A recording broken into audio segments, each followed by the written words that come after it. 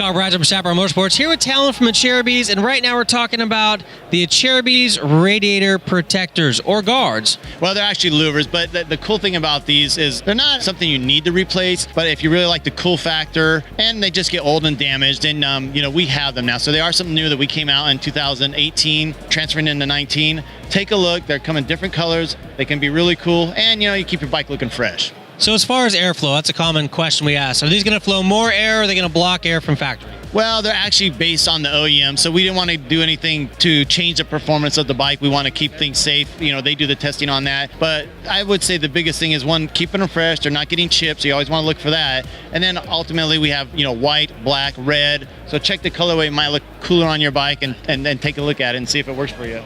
All right, if you're looking to put a little bit of radiator bling on your bike, these louver covers from Acerbis are something you should probably take a look at. If you haven't already, hit that subscribe button and notification bell so you can be part of the notification squad. I'm Kyle. This is Talon. Until next time, take care and ride safe.